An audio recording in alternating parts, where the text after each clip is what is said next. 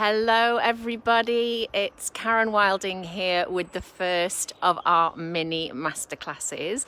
These are aimed at helping you if you've never ever done any training with me, or maybe anyone similar to myself. So today we are going to be looking at subitizing.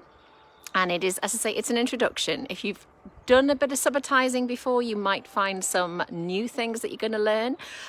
If you're a pro, you can check out whether I get my facts right. And if you are brand new to me, you can learn alongside me today. So it's going to be a short session. I've taken a bit of a chance here because I'm doing it outside in the garden. And one, we're having some work done. So I look like I've got like bright red building things behind me. And the washing is out, which I will try not to get on camera.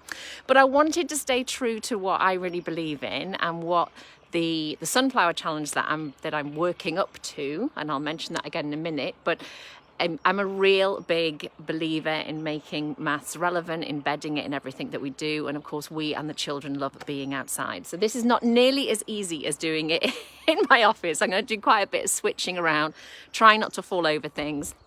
Hello everyone saying hello. So you're going to have lots of people who know me joining me and lots of new people as well.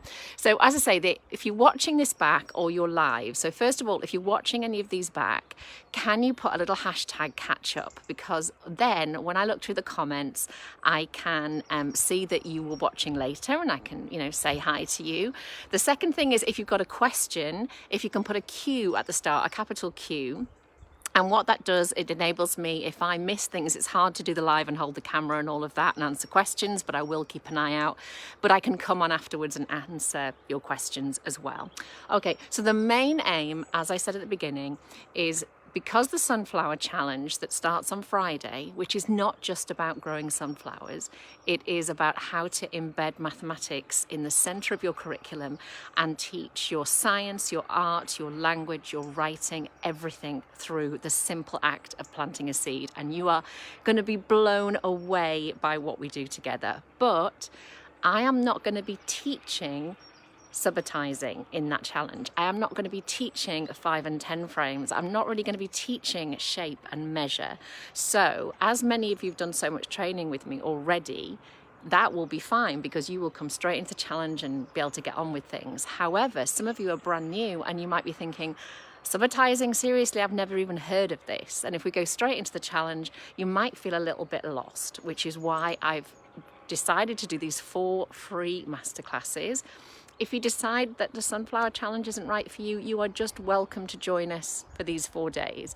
They're going to be around about this time each day, but I won't exactly know until the day, so watch out for the time, but kind of bank on about 4 p.m. UK time. All right, so the other thing I'll be doing is switching my camera around, which I don't normally do. Hello Nettie and everyone else saying hello. That is so lovely.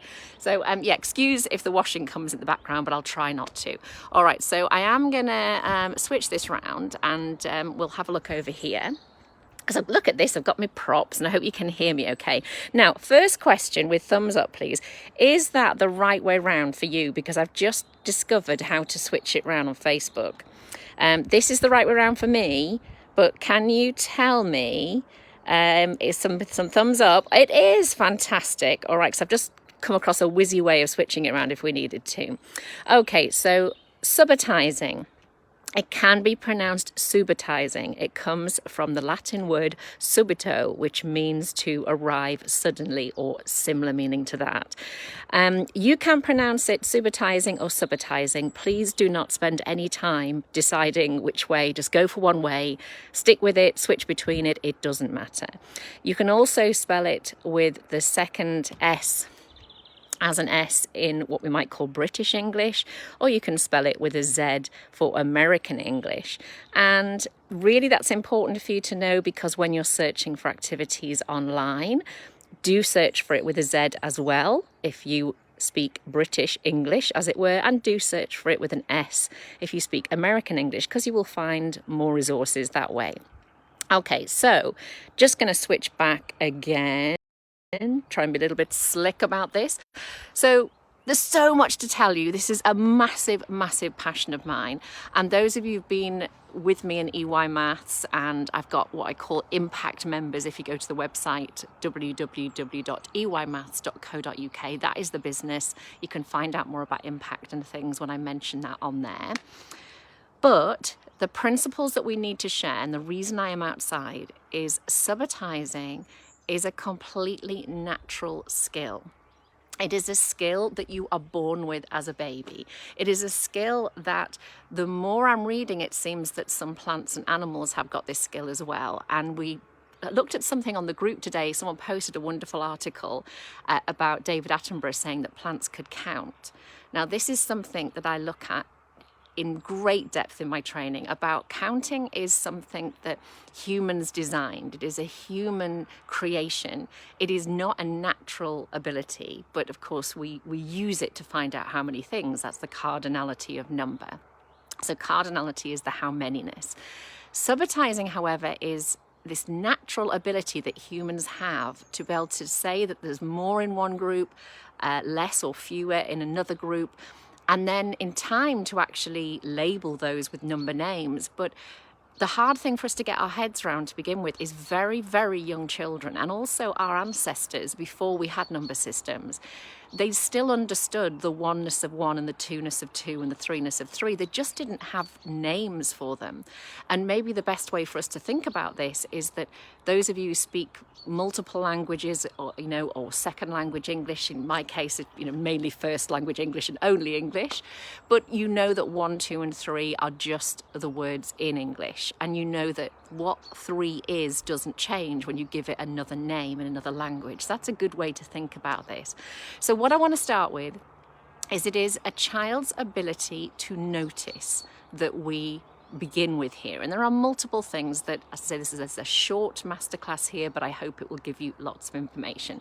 So I'm going to take you into my garden, which it is April. I live at quite a high level as well, so everything is still pretty wintry around here. Not a lot is growing.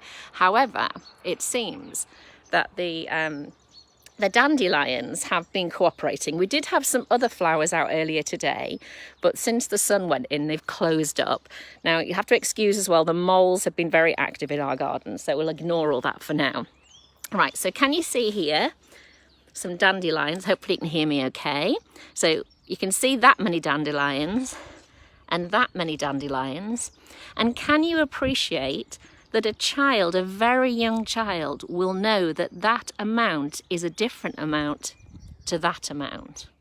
And that amount is the same amount as that amount there and that amount there. This is a bit more tricky because it looks like 1, but it's actually 2 there.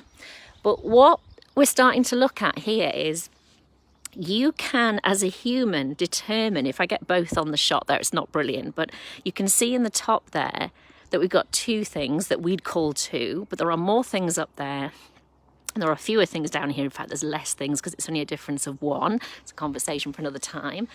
But children have this ability to notice that. And all, those of you that are parents, you will know, just take you on a tour of my dandelions here. You will know that your child, if it's something they want, something they like a snack, imagine a baby up to 2 years old, they are going to reach for the amount that is more, proving they have that ability to make that comparison. So one of the reasons I'm showing you dandelions on my very scruffy lawn here is that these are natural things, and children, just like us, are very engaged and interested in nature. So this is one of the things I want to really encourage you to do. 1, I want you to notice with them, and I don't want you to start off saying things like how many, because for most children, 1, that's too specific, but also it tends to imply count them, which I will explain a little bit more about that in a moment, that counting, as we've said already, is a human construct, so is actually a much later skill. And don't forget, if you're new to me, there is a lot more I can share on this. But can you see here that it's quite easy to look at these because they're natural? There's things that you could talk about. Just get the child to say what they see. They will notice and describe things using language that's meaningful to them. They will give you a huge amount of information about what interests them. So don't push for the how many-ness to begin with. But in time, you can begin to label this as 2. And just say, I can see 2. And then you could look over here and you can say, I can see 1. Now what's interesting here is if this is 1, then that is 1 there, and that is 1 there. And if I was picking the dandelions, which I'm not going to do, I could pick this one, bring it over here and say, and another 1. And I could pick that one over there and say, and another 1. And we know we do this, so I'm calling them all 1. So we've got a 1 and a 1 there, and together they're called a 2. And we've got a 1 here, and we've got a 1 over there. Okay, so hopefully all of that makes sense so far. I'm going to take you over here because I've got some bits and pieces. You have to tell me if this kind of roving way of doing it works for you. So what I'm going to do now is I'm going to look at the difference between high cognitive load and low cognitive load, because those dandelions, because they were all the same, they had what we could call a low cognitive load, because they're beautiful and there's lots to talk about and it's interesting and you'll get a huge amount from your child if you genuinely listen. But can you see here that seeing, for example, the 2-ness of those 2 people and the 1-ness of that person over there is much, much harder, because what we call the cognitive load is much higher. Basically, they're much more interesting. You want to talk about this little fella here and you want to talk about these and look at the colours and look at what's going on. There's so much there that the actual amount is not the first thing that the brain is noticing. In time, we want your children, of course, to be able to recognise that's 2 and that's 1. But in the early stages, having so much colour, having so much interesting things to look at will detract them from seeing those amounts. So I hope that bit makes sense. Give me some thumbs up if that bit makes sense so far. So let's have a look at what happens when I reduce the cognitive load. It's gonna, I don't think I've got a future as a camera person here. She says, swallowing her hair. That's not good. It's getting a bit windy. So let's have a look here. I did say I'd put this on YouTube later, but I'm not really sure I should. I'll definitely put it in the Sunflower Challenge though. So here, mine are not perfect because they've got these squiggles on them. I'd always recommend you have plain counters. If you haven't got magnetic, like I've got here, you don't need magnetic. You can put magnetic tape on. Mine are 2-sided, but you don't need 2-sided. This literally could be the plastic tops off your milk cartons. So think, wherever you're watching this in the world, think about recycling, think about keeping it to stuff children can get hold of easily as well. Of course, these don't need to be magnetic because I'm on a horizontal surface. But can you see there? I'll move a little bit closer so you can see okay. So we've got this amount compared to this amount. And if I do what I did before and I say, okay, so that's 1, and that's 1, and that's 1, and let me add, just reach over here, another 1. So we all do this with our children. We talk about, they might really love these, maybe they're apple pieces in real life. Keep the apple pieces very similar and it'll be good for this activity. But you say, oh, you're enjoying that. Would you like another 1? So can you see we called each of these 1? So we're recognizing there's 1. But when we have 2 1s together, we're labeling the whole amount 2. Now the children are more likely to see the whole amount, so labeling it with a name is fine. It's a bit, the way I think about it, it's a bit like fruit. When you see a banana and you like a banana, and you see an apple and you like an apple as a child, you learn in time to call the banana banana and the apple apple. You understand what it is way before that. So here's another 1. And together that is called 3. Now I'm going to stop at that point, because something we spend a lot of time doing in the training is the idea that we need to look at subitizing up to 3 together and then not go any further to begin with. So again, don't forget this is a mini masterclass. I can slow all this learning down with you at another time, but this is just to give you the basics. So first of all, can you see there? Now, normally I'd ask about this, but because we're doing a mini one, I'm going to tell you. But can you see the human face aspect there? You might be seeing Mickey Mouse as well. If you see Mickey Mouse, it's very hard to get it out of your head afterwards. Never mention that in front of children, otherwise they'll all say it for ages. But here, can you see that this could represent the eyes? And this could either represent the nose or the mouth. I'm always inclined to think it's the mouth, because to a baby, the mouth of a human is more important than the nose. Because you think about this pattern in a baby's mind is what keeps them alive. They're looking for that main human who will feed them and care for them. So this threeness of three pattern, it's not always in this arrangement, of course, is incredibly important. So what we've looked at so far, let's do some recapping. Humans, not just babies, think about humans before counting systems, can see when amounts are different. Let me just get a few more counters here. So when you're first doing this as well, it works out a lot better to keep them quite far apart. So I've lowered the cognitive load. The stuff isn't very interesting, be even better without these little concentric circles on here. But that amount is not the same as that amount. And that amount is not the same as that amount. And if you're offering me these and it's something I love to eat, I am much more likely as a child to go for this amount because I'd reason I'm getting more. Then we've got this idea about adding one more. So we're calling it one.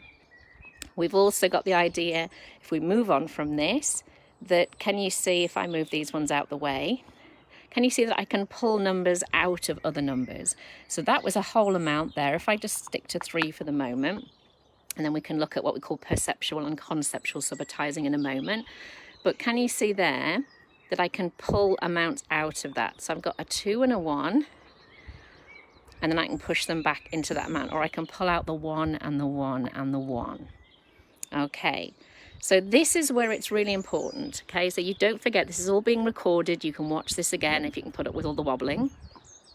But what we need to look at now is what is known as perceptual compared to conceptual subitizing. I've written that in the post, so just go and look those up if you're not sure about the spelling. But this is where there are lots and lots of misconceptions and lots of misinformation out online. Be very, very careful. And it's something I will talk about again during the Sunflower Challenge. But perceptual subitizing is when you can see an amount all in one go, without having to split it into parts. So I am going to say that as an adult, you have an ability to see this as 3. However, if I add another one, if this isn't in a particular pattern, it is very difficult to see this as 4 instantly. What you will tend to do is see a 2 and a 2. However, when it's in a known pattern, such as the one we all know from a die or from dominoes, you can instantly see it's a 4. So randomly, the brain seems to struggle after 3 with perceptual subitizing, seeing it all in one go. But as soon as it's in a pattern, the brain can see larger amounts. And what we do in our training, and I'm jumping ahead a little bit here, let's go to another one we know. So we all recognize that, or most of us would recognize that as 6. Can you see that if that was random, I try and make it as random as possible, you are more likely maybe to go, well, I saw a 3 there and I saw a 3 there and I know a 3 and 3 equals 6. You know that as an adult, and I'll come back to that in a moment.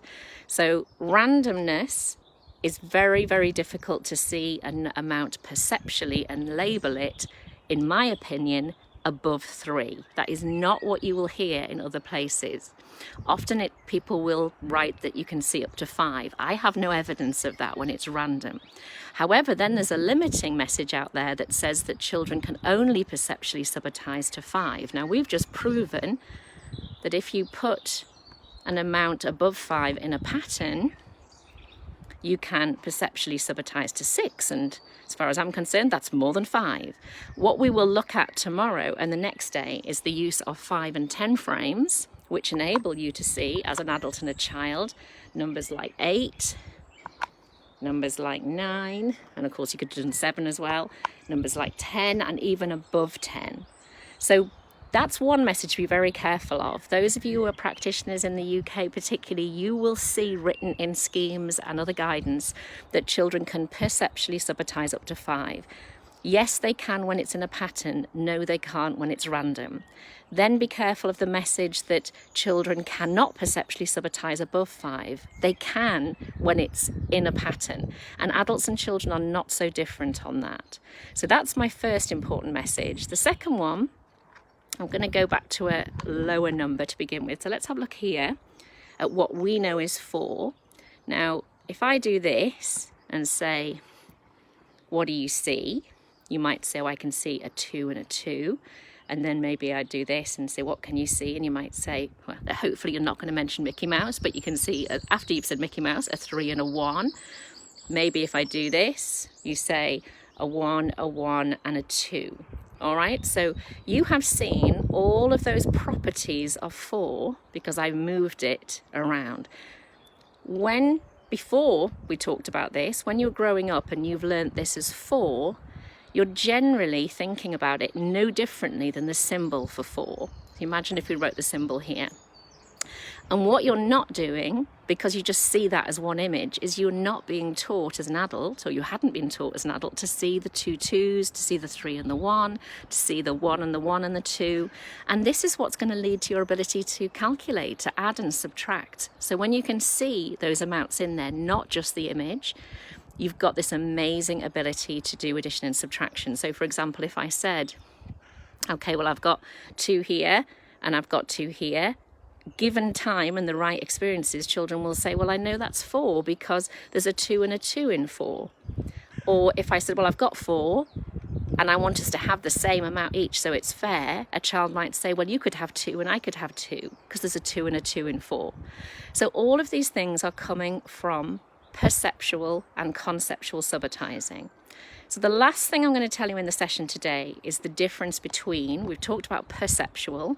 Perceptual is seeing the amount in one go, instantly. So I'll recap on what I said there, is you can see even random amounts up to 3 pretty much instantly, but the minute you get to 4, unless it's in a pattern, the brain starts to chunk it. Now that chunking is called conceptual subitizing.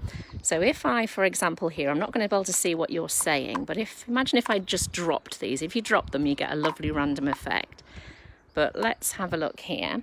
If I said to you there, what do you see?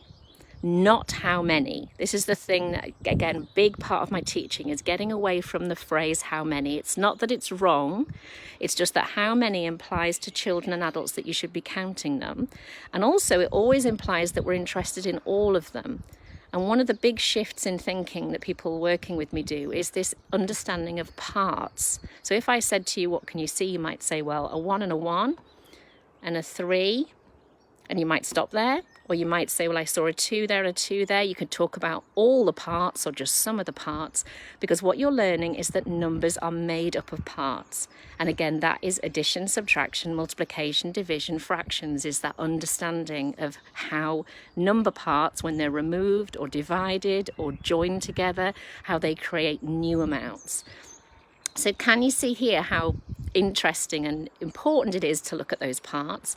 Then what we can do is in time, let's go back to our 3 again, we call this move it to prove it. You might say, I'm going to pull the 1 there and I've got 2 there, and so if I put it back I've got 3 and I can still see the 1 and the 2. And you might say there's a 1 and a 1 and a 1, and I knew that was 3 because in a 3 there's a 1 and a 1 and a 1. And when children get on to greater amounts, they might see this and say, well, I knew it was 5. And you say, well, how did you know it was 5? What did you see? And they say, well, I saw a 3 and a 2, and I know there's a 3 and a 2 and a 5. And they might be using one of the patterns I'll show you tomorrow. I'm starting to get very cold, by the way, so tomorrow's session definitely will be inside. But can you see here, this might be a pattern you're less familiar with, but when you learn as an adult to look and say what you see, can you see here the relationship as well, that it's 1 more than 4? And we've got a 3 and a 2, or a 3 and a 2 in that 5. And that is called conceptual subitizing, when you have the ability to reason that something is an amount by joining it together. Okay, so I'm going to flick back around again. As I'm starting, my hands are starting to get very cold. It was lovely here yesterday. So let's have a look then. I'm going to scoot back through. What time is it? Actually, I'm going to try and be really strict on my timing. But have you got any burning questions? Is there anything that I've talked about there that doesn't make sense? And you say, could you go through that bit again? Because if this is new to you, what I want is for you to have the expectation that this is going to be a bit, whoa. You know, what happens is you think, this makes sense, but I'm going to have to watch this quite a few times. And that's what every single person in this group's been through. And of course, me even more, because I teach this for a living. So I am going to show you one more thing, because I can't even see the clock on my, on my phone, so I'll carry on.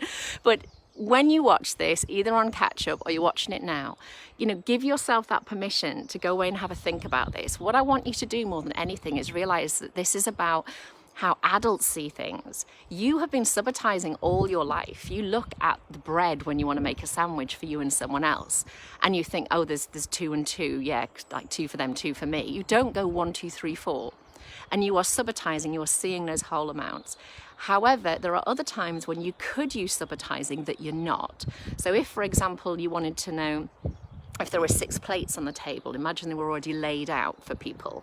Most of us will start pointing and counting like this, and I'm going to finish with that in a moment. But what you could do was stop and look and say, I can see 3 and I can see 3, therefore it's 6. So that's what I'm going to finish with before I get completely blown away. So let me just switch back again to the board here. So let's just recap on a few things here, because this stuff is massive. This stuff has blown my mind, and I've been doing this stuff for 6 or 7 years now, and really specializing in this, you know, particularly subitizing 5 frames and 10 frames since the beginning of COVID. But let's have a look again. Okay, so 1, add another 1, 2, add another 1, 3, I'm labeling the whole amount, add another 1, 4. Okay, so that kind of sounded like counting, I'm thinking, as well, which again is a conversation for another time. But are you happy if I say I can see 2 2s, and I can see a 1 and a 1 and a 1 and a 1, and so forth? Now let's have a look at what happens when I count them. Doesn't matter if they're not in a line, but let's do it like this. 1, 2, 3, 4. Now you will know that getting to that stage of counting, that one-to-one correspondence, stable order principle, all the sorts of things that we need here, you know, it's cardinality principle is what we're going to mention in a moment, but don't worry about any of that just now. You can look that up. But getting to this stage takes a lot of effort on a child's part and a lot of experience. But just have a look here. 1, 2, 3, 4. Can you hear that I only said 2 once? And it was that one. Whereas we learnt with subitizing that there's a 2 there and there's a 2 there. If you only can count, it does not make sense to you that there are 2 2s in 4, because 1, 2, 3, 4, there was only 1 2 and it's that one. What about if I count the other way, because order irrelevance, 1, 2, 3, 4. Now hang on a minute, they were all 1 originally, then that one stayed 1, that one became 2, that one became 3, and that one became 4. Then this one was 1, became 4, and now is 1 again. This one was 1, became 3, and is now 2. I get the idea. My brain will start leaking out through my ears. So you think here, no wonder so many children struggle with addition, subtraction, multiplication and division, particularly further on. But the other thing is here, when we count 1, 2, 3, 4, and we say to young children, 4 and 5-year-olds, how many are there? You will see them do this. They will count them again. 1, 2, 3, 4. And you say, but how many are there? And they say, 1, 2, 3, 4. And we say, but there's 4, aren't there? They think you're just talking about this one, because when you said 1, 2, 3, 4, that was number 4. And there are complications here, because that is the first, the second, the third, and the fourth. This is number 4 in terms of what we call ordinal. If you count them this way, 1, 2, 3, 4, they'll think that one's 4. But of course, a child who can subitize knows the whole thing is called 4. And in time, we'll learn to reason, even when it's like this, it's 4 because I can see 2 2s, or I can see a 3 and a 1, and so forth. So, has that been helpful? Yeah, and if nothing else, you've had a bit of a laugh about my hair blowing all over the place and me getting very cold. My nose is starting to run now because I'm freezing. So, okay, I hope that was really helpful. We will now be using what I've been showing you there in the Sunflower Challenge with pots, with seeds, and I say don't forget the main message is the Sunflower Challenge is how to teach every single thing in your provision as an early years practitioner, no matter where you are in the world. You could think younger, but I'm aiming for 3 to 5 year olds. You could think a little bit younger, a little bit older, it's up to you.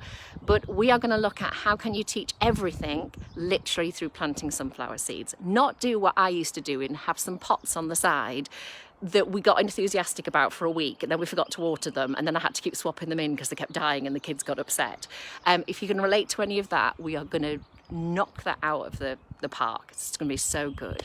All right, so I'll reiterate, any questions, pop them on the group. You'll have so many people from my Impact members on this group that will also come on and help you. But otherwise, I will see you tomorrow to build on what we've done today with 5 and 10 frames. Take care, everyone, and see you soon.